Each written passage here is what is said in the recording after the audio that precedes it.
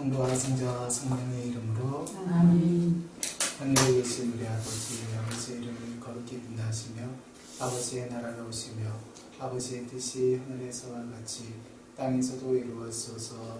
오늘 저희에게 일용할 양식을 주시고 저희에게 잘못한 일을 저희가 용서하오니 저희들을 용서하시고 저희를 유혹에 빠지지 않게 하시고 악에서 구하소서. 아멘. 영광이 성부와 성자와 성령께 처음과 같이 이제 항상 영원히 아멘. 성부와 성자와 성령의 이름으로 아멘. 그러면서 이제 도미니코 성인의 생애를 이번 시간에 보기로 했었습니다. 도미니코 성인의 생애를 아주 구체적이고 전문적으로 들어가고 싶지 않아요. 그런 거는 좀 더 진짜 좀 시간을 따로 딱 내가지고 해야 될 것 같고요. 그렇지만 우리가 이제 교회 빛에 나오는 성 도미니코, 도미니코의 창설자 성 도미니코 책을 읽으면 사실은 또 거기 더 좋은 정보들이 많이 나와 있습니다. 오늘은 그래서 간략하게 좀 그분의 삶을 돌아볼 수 있으면 좋겠네요. 먼저 우리가 알고 있듯이 1170년경, 정확한 건 아닙니다. 그 무렵에 칼렐루에가라는 곳에서 태어났습니다. 칼렐루에가는 프랑스에 있나요? 스페인에 있나요? 이탈리아에 있나요? 스페인에 있습니다. 스페인. 부르고스라는 지방에 있습니다. 이게 칼렐루에가에서 태어나셨고요.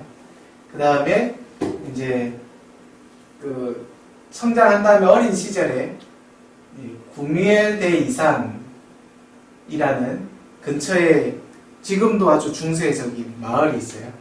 네.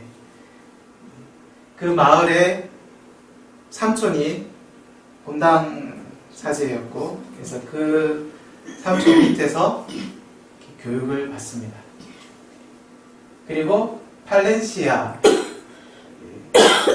대학에 가게 되죠. 그때 당시는 대학이 아니었죠. 엄격하게 말하면 오늘날의 대학 그런 것까지는 아니었습니다. 그렇지만 대학의 전형 같은 거였죠. 그리고 이곳에서는 어쨌든 신학을 집중적으로 공부를 할 수 있었던 그러한 곳이었다고 보면 되겠습니다. 이 발렌시아에서 유명한 일화가 있죠. 기근이 들어서 책을 팔아서 군주랭이들에게. 그게 그때 학생 때. 그게 발렌시아 대학에 있을 때입니다. 그리고 이제 사제가 되면서 오스마 참사회에 들어옵니다. 오스마 참사회에서 그 참사회의 원장이었던 분이 디에고 신부였는데, 그 디에고 신부가 주교가 되고, 도미니코 성인이 이제 이 참사회를 책임지는 사람이 됐는데, 이 디에고 주교를 수행해서 덴마크 여행을 하게 됩니다. 덴마크라는 설도 있고 다른 곳이라는 얘기도 있습니다.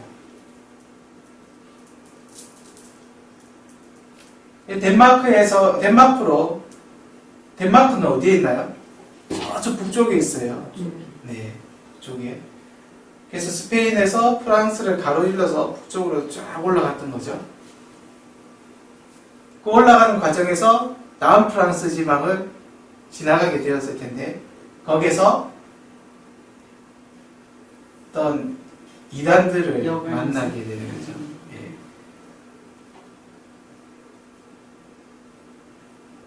그리고 두 번째 이 덴마크 여행도 가게 됩니다. 가게 된 이유가 어떤 이유였다고들 해요?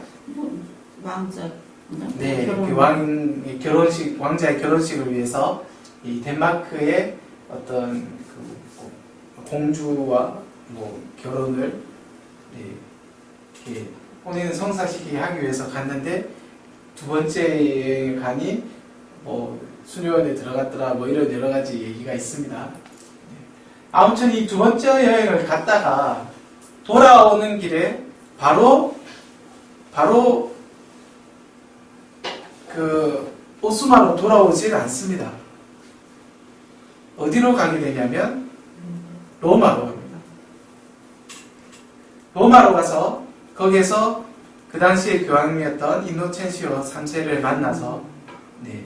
이 덴마크라는 지방 자체가 어때요? 이제 스페인과 많이 떨어진 곳이었죠.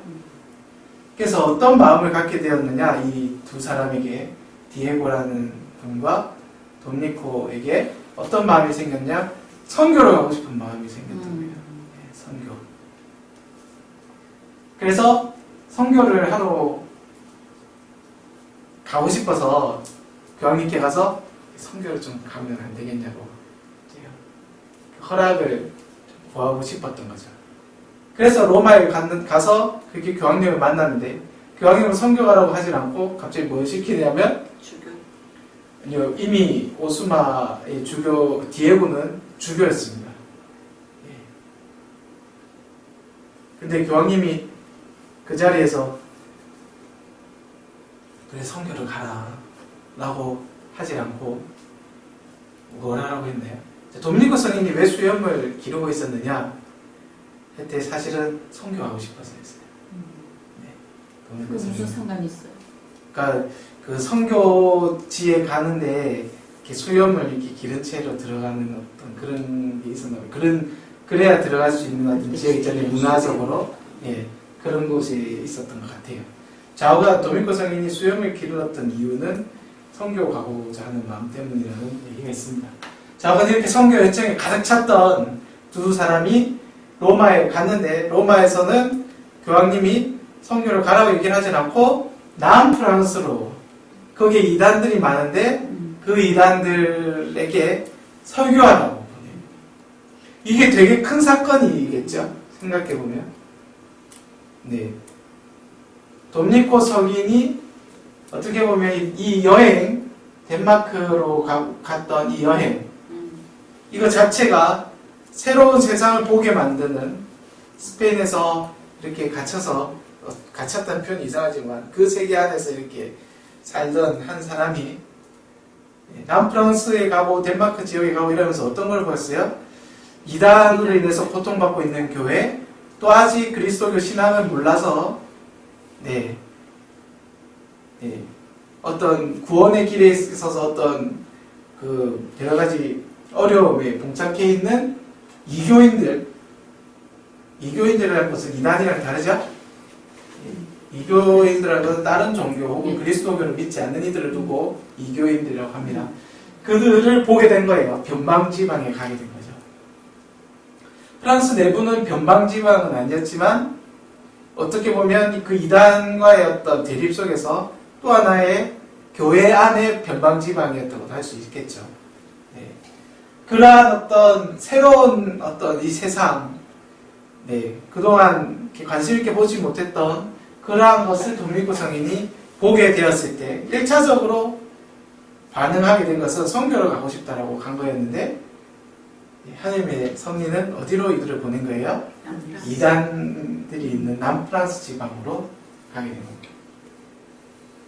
그래서 2006년부터 2015년까지 도미니코 성인은 스페인으로 돌아가지 못하고 남프랑스 남개독에서 몽펠리에, 베시에, 까르카손, 베르페일, 몽레알, 판조, 파미에 등에서 설교를 합니다. 디에고 주교는 이 당시에 2006년경에 이렇게 남프랑스 지방에 갔을 때에 그 당시에 설교를 하려고 교황님에 의해서 파견된 식토의 원장님들도 있었어요. 네. 그래서 함께 설교를 하려고 공동체를 이룹니다. 팀을 이룹니다. 그 팀장이 디에고 주교였던 거죠. 네. 근데 그들이 어떤 관점을 갖게 되느냐? 이렇게 설교하면 안 된다. 디에고 주교를 중심으로 사도적인 모습을, 우리가 사도의 모습을 본받고 그들의 삶의 형태를 갖추면서 설교를 하러 가야지 지금 이러한 어떤 권위적인 모습으로 이렇게 설교를 하러 가서는 안 된다라고 디에고 주교가 본 거예요. 그래서 그들이 이제 한 수도 승원에 시토에 같으면 그 당시에 그 우리 이야기 알죠? 개혁이 돼가지고 그 당시 교회의 어떤 수도 승원을 대표하고 있는 아주 그 크고 영향력 있는 수도원이었죠. 수도회였습니다. 시토회가. 그곳의 원장들이 혹은 아빠스들이 그리고 그때 당시 저기 사제직은 아니었고 사제들이었죠. 그래서 그들이 설교를 하러 가는데 많은 것을 내려놓고 사도적인 모습으로 이렇게 가려고 시도를 하게 되는 거죠. 네. 그래서 뭐 맨발로 좀 다니려고 한다든지 동양을 한다든지 혹은 공동체에서 가난을 실천한다든지 네.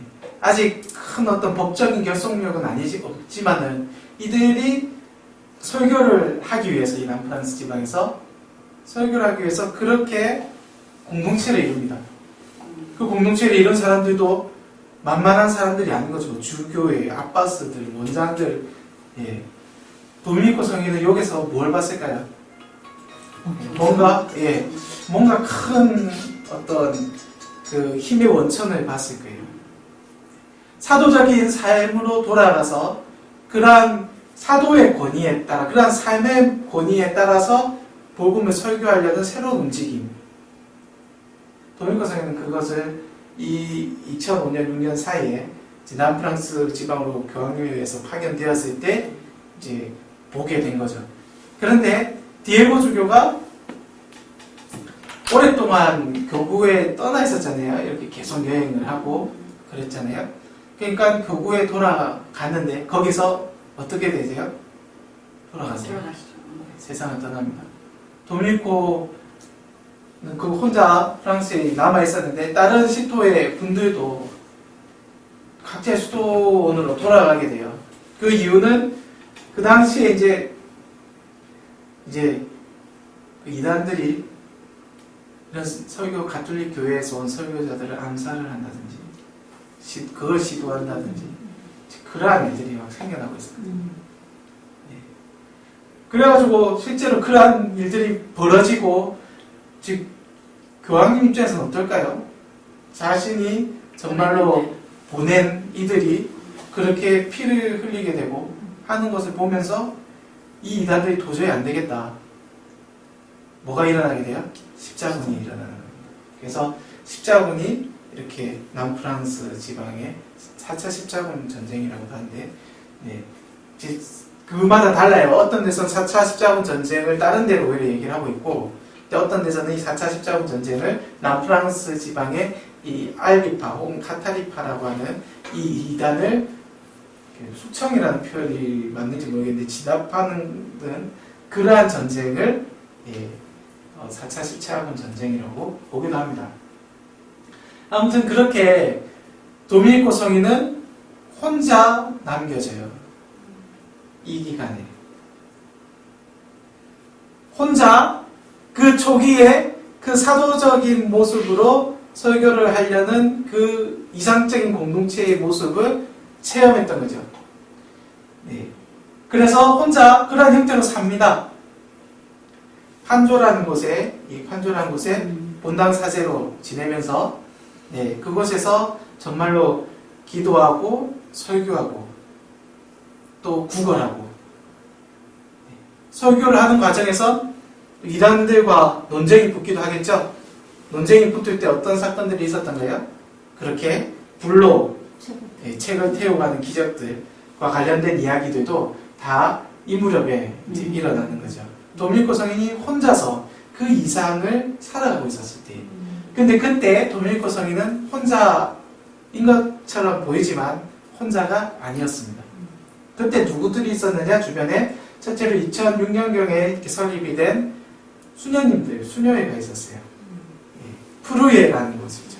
프루예라는 곳에 수녀회가 설립됩니다. 최초의 봉쇄 수녀회죠. 봉쇄. 네. 그래서 도미니코 성인은 저희 형제들을 먼저 세운 게 아니라 관상수녀회를 먼저 세웁니다. 어떤 선미적인 면이 있었죠. 거기에 여성들이 원래는 이단에 빠져 있었던 네, 젊은 여성들이었는데 다시 가톨릭 교회로 돌아오는 과정에서 어떤 보호가 필요했고 그 보호의 어떤 과정에서 이렇게 수녀의 공동체를 세우게 된 거고요. 예. 그리고 완전히 그러면 이단은 카톨릭하고는 전혀 다른 거예요? 이 카톨릭 중에서 조금 이렇게 원래 이단이라는 것 자체는 전혀 다를 수는 없어요. 네, 그럼 이단이 아니라 이교입니다. 네. 마치 네, 불교와 그리스도교는 전혀 다른 종교예요. 그렇죠. 예. 나름대로 아마 해석하고 이제. 근데 이단이라는 것은 근본적인 게 비슷한데 맞죠. 거기에서 뭐가 다른 거죠. 예. 알리파 이단은 네, 그래서 뭐 신을 인정하고 뭐 이런 부분이 있었지만 복음에 대해서 얘기하고 하지만 실질적으로 가난에 대한 부분도 가톨릭 교회나 어떤 그리스도교 정신 안에서 가난이라는 것은 그러니까 물질이 악이고 이런 것이어서가 아니라 물질에 대한 어떤 집착을 멀리하기 위한 어떤 것 혹은 정말로 그 복음적 가난 있잖아요.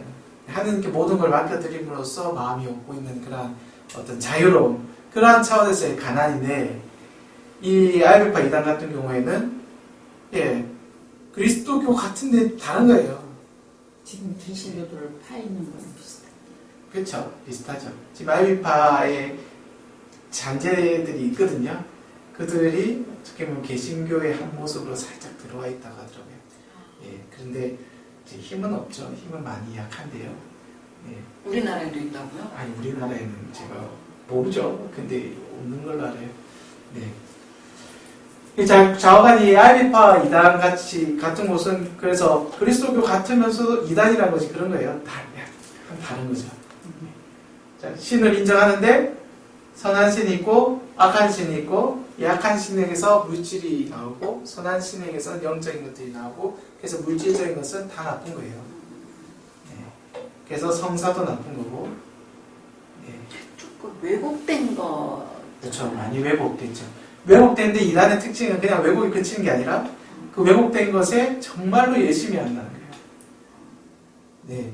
이단의 그 성직자들이 아이비파 성직자들이 너무 잘 살았어요. 진짜 가난하게 살았어요. 그 단체가 컸었나 봐요. 남프랑스에 아주 좀 컸죠. 그러게요. 예. 그래서 많이 퍼져 있었고 그거 소탕하는 작전에서 그 과정이 꽤 길어요. 네.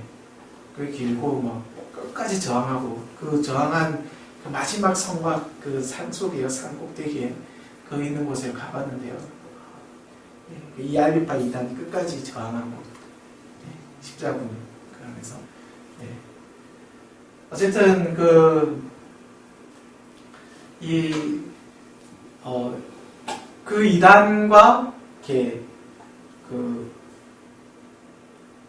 대항하던 이 시간에 도밀코 성인이 혼자가 아니었다는 걸 얘기하고 있었죠. 예. 그래서 그런 여성 공동체가 예, 수녀회로서 있었고요. 그리고 평신도들도 곁에 있었습니다. 대신에 도밀코 성인이 평신도들과 함께 어떤 단체를 결성하지는 않았던 거죠. 만약에 단체를 결성했으면 도밀코 평신도회의 어떤 바로 시점이 됐을 텐데 그러지는 않았던 것 같습니다. 그렇지만 함께했던 가족들, 자신의 가족이 아니라 어떤 이제 평신도 가족들, 어떤 젊은이들, 여러 사람들이 도밀코 성인과 함께 했었습니다. 예.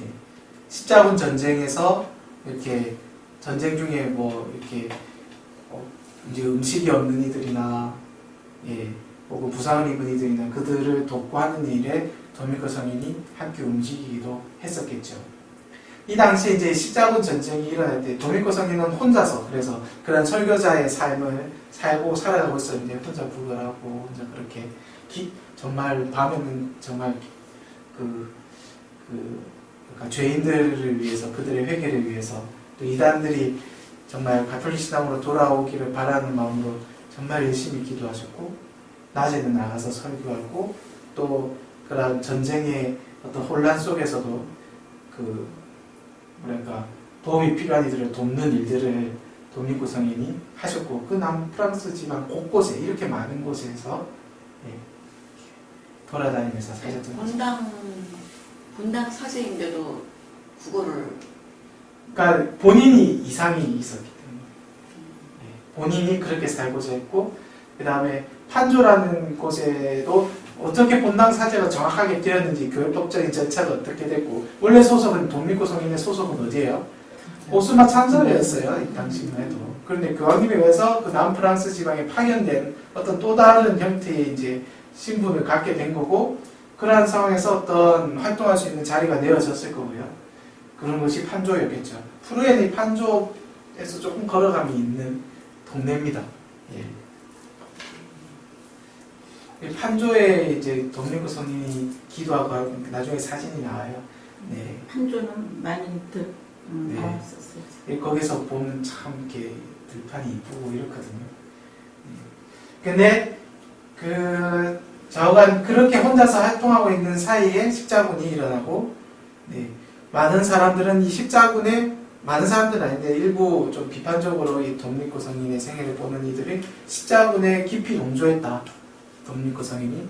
그런데 독립고 성인의 어떤 십자군이 주요 전투가 일어났던 때에 이럴 때 보면 많은 경우에 독립고 성인이 그때에 있지 않았던 경우가 많고 또 설령 있다 하더라도 적극적으로 동참할 가능성은 좀 작아 보여요. 물론 그 십자군의 어떤 그 주도 세력이었던 시몬 몽포르라는 사람이 있는데 그 사람과의 어떤 개인적인 관계도 독립고 성인이 있긴 했었습니다. 하지만 십자군 그리고 또 뭐 그것에 대한 역사적인 증거로 십자군의 군종 사제였다라는 어떤 그 얘기도 있는데 이렇게 판조의 본당에서도 활동을 했고 또 곳곳에 가서 설교를 하고 이랬던 분이 그 교구의 어떤 문서적인 차원에서 독립고 성인의 이름을 올리지 않았을까. 예를 들면 제가 얼마 전에 뭘 이렇게 메시지를 받았는데 어떤 그 세월호 희생자들 중에 이렇게 단원고 중에서 정규직이 아닌 분들이 있어요. 아니어서 어떤 학교 측에서 어떤 혜택을 못 받고 있고 이런 여전히 그런 상황이 있는 분들에 대해서 그들도 그런 어떤 정규직급의 어떤 그걸 받을 수 있도록 탐원서 같은 걸 할 때 저 동참합니다. 하게 된 거예요. 그러면 이게 지금 한 700~800년 후에 그때 역사를 보니 그때 이 사람이 거기 들어왔네. 근데 지금 이 사건에 대한 역사적 평가가 그때는 굉장히 또 다를 수도 있죠. 700년 후에. 그러면 뭐 이렇게 되는 거예요. 그러니까 이 독립고 성인이 그때 그게 올라와 있다는 것 자체가 십자군의 선두주자, 선동자, 뭐 적극 동참했던 그러한 사람으로 독립고 성인을 평가하기에는 너무 좀 섣부를 수 있다라고 말씀드리고 싶습니다. 저는 개인적으로 독립고 성인의 삶 중에 가장 존경하는 시기가 이때입니다. 이때 진짜로 혼자서 그 이상을 살아가던 사람이 없었어요. 주변에 자기 정말 이상을 그대로 같이 살아가는 사람이. 그런데 10년 사셨잖아요. 이제 권위가 있으신 겁니다. 이분은. 어디 가서 설교에 대해서, 탁발에 대해서, 가난에 대해서, 사도적인 삶에 대해서, 복음적 가난에 대해서 말할 수 있는 분인 거예요. 진짜. 이게 정말 사진으로서. 얼마나 힘드셨을까, 혼자서. 그때 성직자들이 많이 퇴폐했어요. 그렇죠. 성직자들의 타락도 이렇게 컸고 그 성직자들의 타락된 모습과 정반대로 이단의 성직자들의 모습은 너무 잘 살고 있었던 거죠. 가난하게. 그래서 그렇게 빠질 수도 있겠네, 그거. 그게 컸어요. 이단이 퍼지게 된 큰 퍼지게 된 이유 중에 하나가 성직자들이 잘 살고 있다면 그쪽으로 기울 수도 있죠. 그래서 그 이단들의 성직자들은 그렇게 잘 사는 모습을 보여줬는데 독립고 성인은 그 모습이 가난한 모습이었던 거죠. 사람들은 그 뒤에 있는 이단의 위험성을 못 보고 눈에 보이는 그렇죠. 가난하게 그렇게 살고 있는 그런 사람들의 모습 보고 뭐야 교회는 저렇게 부자인데 그 시대의 문제점 아시죠? 네. 부와 이단의 네. 부와 네. 지식의 맞아요. 문제. 근데 이 이단들은 사실은 지식의 문제인데 앞에 딱 내고 나온 게 뭐예요? 부에 대항하는 어떤 더 예언자적인 모습으로 딱 나온 거죠. 사실 뒤에는 쉽죠. 속임수가 있는데 그랬던 겁니다. 그래서 재산을 착취했나요? 글쎄요, 재산을 그들이 착취하고 뭐 그러는 모습까지. 아니 사제나 그 네. 아비파 그 교회 측에서 그 착취했으면 정말 나쁜데 만약에 아니, 그게 아니고 안 했으니까 잘 살다 잘 살다 교리적으로 그냥 그랬겠지. 정말 가난을 그래, 대항하고 그래. 막 이랬다면 그게 착취까지 했다라고 한다면 뭐 이단은 둘째치고 사기단이죠. 네, 버텨나지 사기단이죠. 못하지. 사기단인데 이단들은 잘 살았어요. 예. 우리가 그때 이단들의 특징은 안 좋았지. 약간의 차이고 그 다음에 열심히 산다는 거예요. 예. 그때 오늘- 캐톨릭이 부패했을 때니까. 오늘 그 제2독서에 그 아우구스티노 성인의 글이 나오는데 아우구스티노 성인이 부딪혔던 이단이 뭐 중에 여러 이단이 있지만 그 중에 도나투스 이단이 있습니다. 아 많았구나. 이단들은 그 아우구스티노는 이제 한참 전의 분이죠. 예. 교회 이단 역사가 많아요. 예. 도나투스 이단은 어떤 이단이었느냐? 지금 우리가 생각하면 그게 과연 이단일까 싶을 만한 오히려 그 정신은 더 투철한 이들이에요. 뭐냐? 배교한 사제들이 있어요. 배교 그러니까 무슨 말이냐? 그 순교의 위험에서 네, 난 순교를 하지 않고 배교를 했단 말이에요, 인간적으로. 그리고 나중에 회개를 해서 다시 가톨릭 교회에 돌아왔어요. 그리고 성직을 수행하고 있어요. 그들은 성사는 무효다. 그들의 성사는 받을 수 없다. 도나투스이다.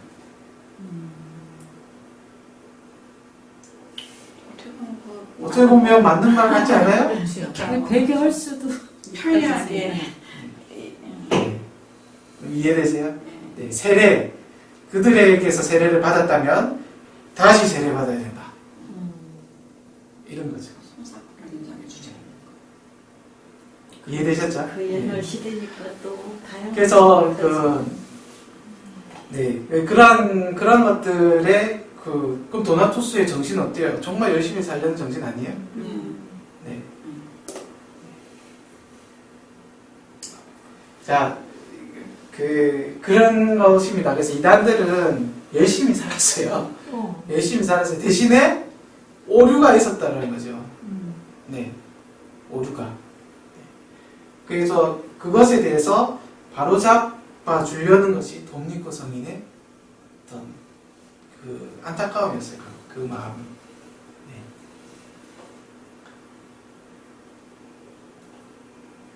잘 사는 모습으로 회유가 됐다면 더 이상 바랄 게 없겠지.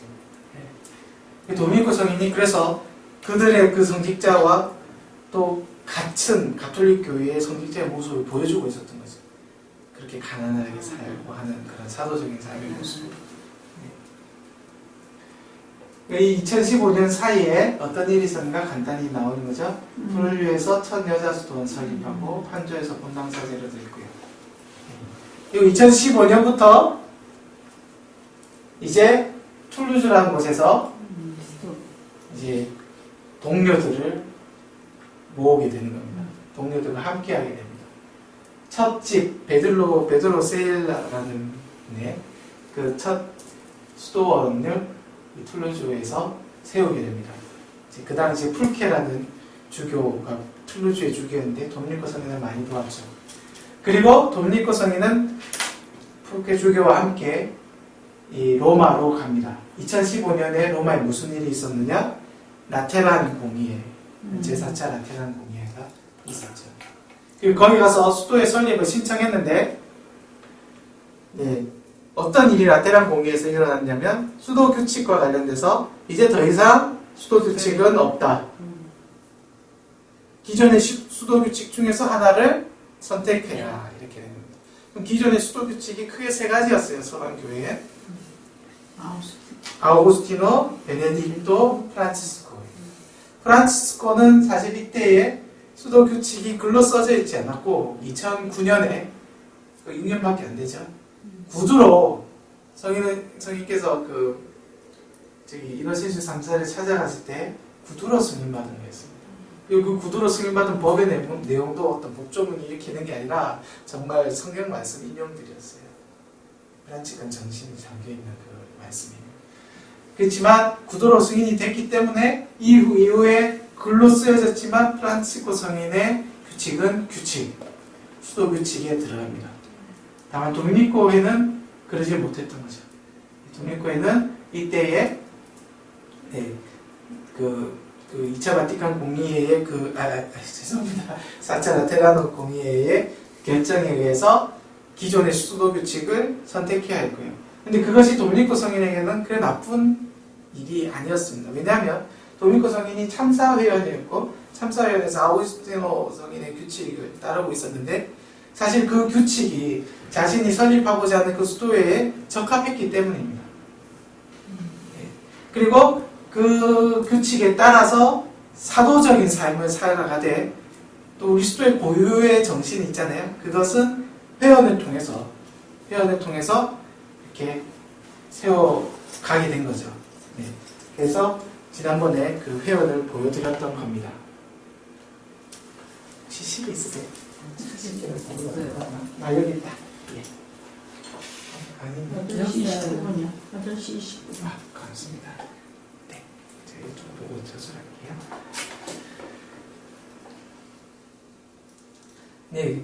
그래서 수도회 그것이 결정이 그러니까 더 이상 수도 규칙은 없다라는 것을 라테란 공의회 때 듣고 대신 수도회 설립을 원한다고 신청을 했지요. 그리고는 돌아왔습니다. 교황님이 그 규칙상을 결정해라 이렇게 했을 거 아니겠어요? 셋 중에. 예. 돌아와서 수도회 툴루즈에 와서 형제들이 있었을 거 아니에요? 우리 무슨 규칙을 따를까? 우리 합의를 한 것이 아우구스티노 규칙을 따르자. 그리고 우리 수도회가 무엇을 위해서 설립되고자 하는지 그것을 가지고 그 교황님께 가서 다시 승인을 받습니다. 근데 그래서 2016년 설립이 승인받고요. 그 당시에는 2015년까지는 이노첸시오 3세였지만 2016년이 1년 좀 지난 후에는 교황님이 바뀌어 있었죠. 호노리오 3세가 수도회 설립을 승인합니다. 문제는 2017년 1월경에 2016년 12월에 승인을 받거든요. 그래서 내년이 800주년인 거예요. 네, 내년이 800주년 대기년이라고 우리는 도미니칸들 사이에서는요. 그런 게 이 일 때문입니다. 근데 도미니코 성인이 승인받고 바로 안 가는 게 2017년 1월까지 뭐 하나를 더 기다려요. 그거 뭐냐면 이름입니다. 이름. 네. 설교자들의 수도회라는 이름 받으려고. 그거를 교황님은 사실 안 주려고 했던 게 있었죠. 이유가 뭐였을까요? 설교자는 사제들. 예, 설교는 주교의 권한이기 때문에. 그런데 탁발 수도자들이 설교자들이라는 이름으로 수도회를 오르도라는 그거를 갖추게 된다는 게 교회에서는 굉장히 이게 당황스러웠던 거죠. 어떻게 보면. 그리고 좀 신중할 필요가 있었고. 그런데 도미니코 성인은 이 이름에 대한 어떤 비전과 어떤 그 소신이 있었기 때문에 다시 요청을 했고, 그래서 교회에 이 승인을 받았던 겁니다. 그리고 설교자들의 수도에 이렇게 뭐랄까 굉장히 사람들은 도미니코 수도회 하는데 원래 이름이 설교자들의 수도회라고 하면 어떤 인상을 받을까요? 공공. 뭐 하는 데지? 네, 여러 가지 생각할 수 있겠죠? 이 설교자라는 이름이 갖는 다양한 어떤 느낌들이 있죠. 네. 그리고 이 설교라는 부분에 그 교회 역사에서 원래 굉장히 중요한 부분임에도 불구하고 어디에 가서 굉장히 그 가톨릭 교회가 성사적인 측면을 강하게 지켜오는 중에 개신교로 인해서 이제 그 종교개혁 그 움직임이 있었잖아요. 그렇게 갈라져 나간 그 형제들이라고 할 수 있는 그 개신교에서 이 설교라는 부분을 아주 중요하게 생각합니다. 그래서 설교라는 말은 가톨릭 교회에서는 왠지 좀 어색하고 개신교에서는 후잖아요. 아주 흔한 그러한 용어가 되었죠. 종교개혁은 그 후잖아요. 그렇죠. 지금 오늘날 상황에서 말씀드리는 겁니다. 오늘날 상황에서. 그래서 저희가 이름을 설교사회를 정했을 때 이렇게 그렇게 정하려고 했을 때 어떤 분들 사이에 또 그게 있냐면 개신교 단체로 아마 그러고 한국에서는 이제 그러한 어떤 염려도 이렇게 일어서 나온 이유도 어쨌든 그런 겁니다.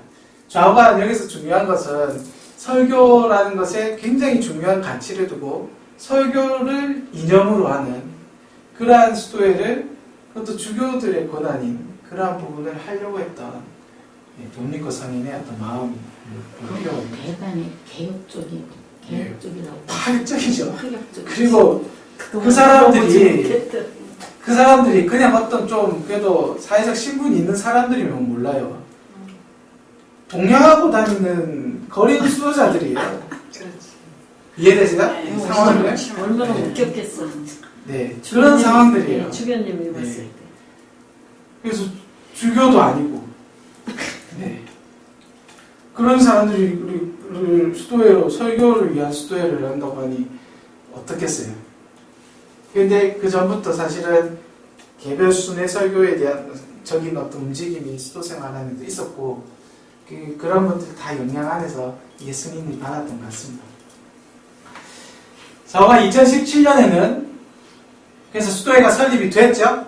그리고 이제 다시 툴루즈에서 도미니코 성인이 어떤 파격적인 일을 또 벌리냐면 이때부터 도미니코 성인의 모습을 보면 이 시기에요. 되게 파격적이에요. 그 시대의 사람으로서 생각하기 어려운 어떤 모습들을 좀 많이 보여줘요. 이전까지는 이렇게 어떻게 보면 거기서 이렇게 숨은 생활을 하던 거라면 숨었다는 말은 이제 그러니까 이단에 대항하고 나름대로 하셨지만 이런 어떤 이런 회가 성립된 건 아니었잖아요. 그런데 이제 그때부터는 좀 파격적인 모습이 사실 이때 자체도 혼자서 이렇게 혼자서 이렇게 가난하게 설교하시던 그 모습 사셨던 그때 자체가 이게 파격적인 상황이었는데 이때 이제 그런 것들이 확실히 더 드러난 거죠.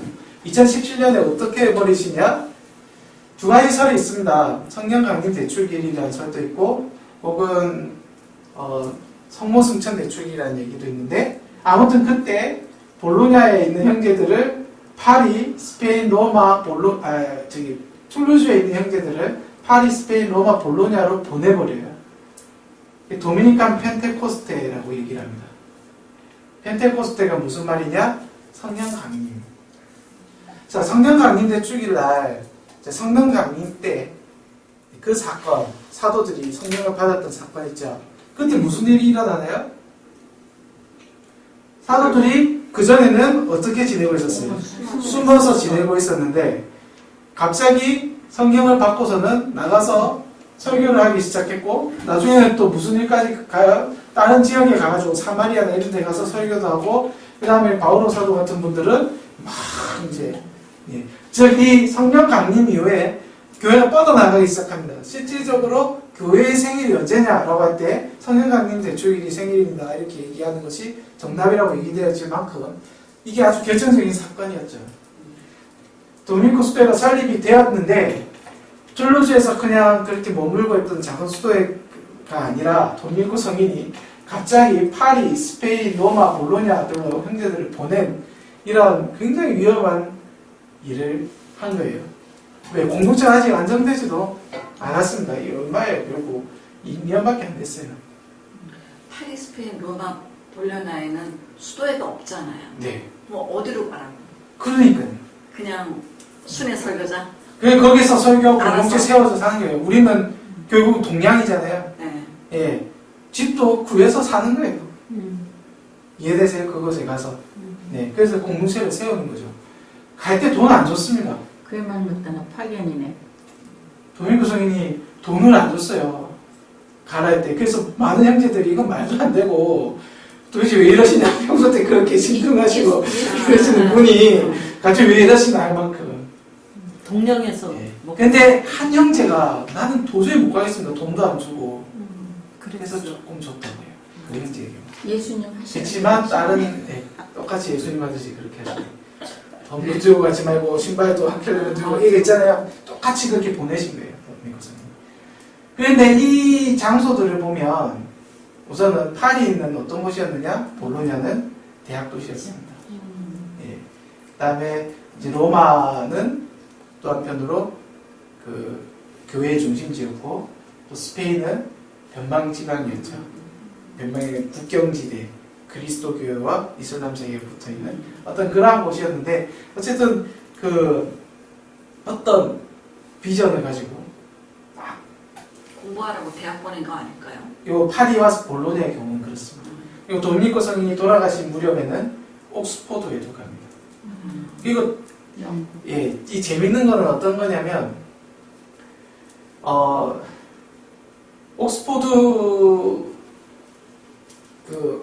옥스포드에 가는데 형제들이 도착을 했을 때 그게 캔터베리라는 곳에 그게 주교님이 이 설교자 형제들이 거기에서 설교를 하는데 잘하는 거예요.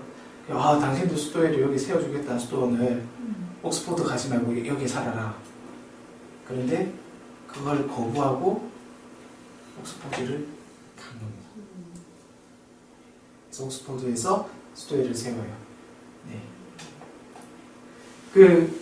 여기서 어떤 정신이 있느냐? 캔터베리는 오늘날 같으면 명동 혹은 종로, 광화문 뭐 그런 시내 한가운데입니다. 옥스포드는 오늘날 같으면 신촌 혹은 서울대 입구, 뭐 건대 입구 뭐 이런 쪽이에요. 중심은 아니네. 네. 근데 어디로 가요? 네. 중심이 명동에 수도원 세워주겠다는데 거기 안 나오고 그건 뭐냐? 대학에 가서 우리가 직접 공부하고 또 그곳에서 뭘 할 수 있어요? 그 당시에 어떤 지성과 대화를 할 수 있죠. 네, 설교를 할 수 있죠. 또 성소자들도 그곳에서 많이 발굴할 수 있습니다. 왜? 이러한 곳에 이렇게 열심히, 이 진리에 추신하려는 사람들이 대학에 왔을 거 아니에요, 그 당시. 오늘날은 좀 다릅니다. 오늘날은 이제 돈 잘 벌고 성공하기 위해 대학 오는 경우가 많다면, 그 당시에는 대학에 많은 사람들이 갔던 것이 아니니까, 어떤 지성적인 그런 어떤 추구를 가지고 있는 사람들이 대학에 많이 왔죠. 그래서 그러한 사람들 중에 정말로 이렇게 신앙을 지켜가면서 그 진리를 더 깊게 탐구하고자 하는 이들을 놓으려고 했던 거죠. 네. 그래서 그 대학교에서 대학 교수나 젊은 학생들이 성소사로 많이 오게도 되고 또 자신들이 그렇게 공부를 해가지고 대학 교수가 되기도 하고 혹은 학생으로서 공부도 하고 여러 가지 효과가 많은 곳이 대학 도시들이었습니다. 네. 볼로냐는 법으로 유명했고 파리는 신학과 철학으로 유명했던 곳이죠.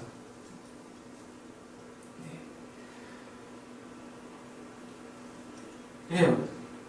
저도 예전에 이제 그 이대 쪽에 이렇게 조금 그 공간이 좀 있었잖아요. 그때 이런 부분 많이 생각했었어요. 대학들에 가서. 좀 뭐 잘 되지는 못했고요. 현실적인 문제들이 많이 있어서 일단 뭐 저부터도 너무 바빴고 그렇지만은 아무튼 이러한 어떤 우리 수도회가 갖고 있는 대학이나 어떤 지성적인 부분에 대한 비전도 이 사건에서 볼 수 있습니다. 네. 그 다음에 1220년경에는 산식스토로 수녀들을 옮긴다. 이거는 뭐냐면 이제 로마에 여성 공동체 수녀회가 있었는데 그 수녀에게 어떤 개혁이 필요했어요. 그래서 교황님이 그 개혁을 하는데 도미니코 성인을 좀 해라 이렇게 맡기게 되었고 처음에 이제 저항이 심했지만 도미니코 성인의 카리스마로 잘 정리가 되고 그들이 이렇게 상시스토라는 곳에 수녀회로 옮겨서 그것이 두 번째 공세 수녀회로 이렇게 생겨나게 됩니다. 1220년과 1221년에 총회들이 있어요. 우리 수도에. 그리고 그래서 역시 파격적인 일들이 많이 일어나는 겁니다. 어떤 거냐? 또 창립자의 어떤 카리스마로 법들을 다 정하는 것이 아니라 그 대표들이 함께 동의하에 법들을 정하는 민주적인 방식. 예, 그리고 제도들마저도 어떤 민주적인 구조, 예, 어떤 그 당시에 귀족주의적인 것들도 어쩔 수 없이 왜냐하면 장들이 있었기 때문에 있었다 하더라도 이 민주적인 것. 공동체에서 대표를 뽑고 또 그 대표들이 와서 모여서 또 그 중에서 대표를 뽑는 어떤 그런 또 관구제도 여러 가지 어떤 미래를 봤을 때에 굉장히 파격적인 일들이 이 총회에서 일어납니다. 그리고 1221년 8월 6일 날 볼로냐에서 돌아가십니다. 8월 6일 날 돌아가신 우리가 축일은 언제죠? 8월 8일입니다. 그 이유는 8월 6일이 주님 변모, 거룩한 변모 축일입니다. 그래서 예수님 축일이었기 때문에 8월 4일로 옮겨집니다. 그런데 8월 4일에 나중에 이제 몇백 년 지나서 누가 돌아가시냐면 요한 마리 비안네 신부님 그때 돌아가십니다. 그래서 2차 바티칸 공의회 때 전례력이 개편되면서 8월 4일날 요한 마리아 비안네 신부님의 기념일이 되고 8월 8일이 도미니코 성인의 기념일이 됩니다. 그렇지만 아직도 칼렐루야가 어디죠? 도미니코 성인이 태어나시고 일단 볼로냐는 도미니코 성인이 돌아가시고 그곳에서는 8월 4일 날 합니다. 6년만 살고 빨리 돌아가셨네요. 상지 설립하신 지요. 네. 그런데도 이 수도회가 살아남았다고 있다는 것은 어마어마한 일인 거죠. 너무 빨리 돌아가셨어요. 15년까지 그 10년 동안은 잘 그럼 돌아가실 그러니까 4년, 그때는 수도회가 완전히 4, 5년 살릴 동안에 네. 그 수도의 가족이 몇 명이나 됐어요? 형제. 아, 그거를 제가 지금 수치를 정확하게 기억을 못 하는데요. 몇천 명 됐다고 그랬어. 몇천 명까지는 아니에요. 몇천 명에는 몇만 명 됐다고 그 그랬잖아. 우리 제속회 그 수령기 거기에 있으면 나중에 말씀드릴게요. 제가 좀 확인하고요. 쉬는 시간에. 예. 그리고 1, 2, 3, 4 도민고 성인 시성됐습니다. 13년 만에.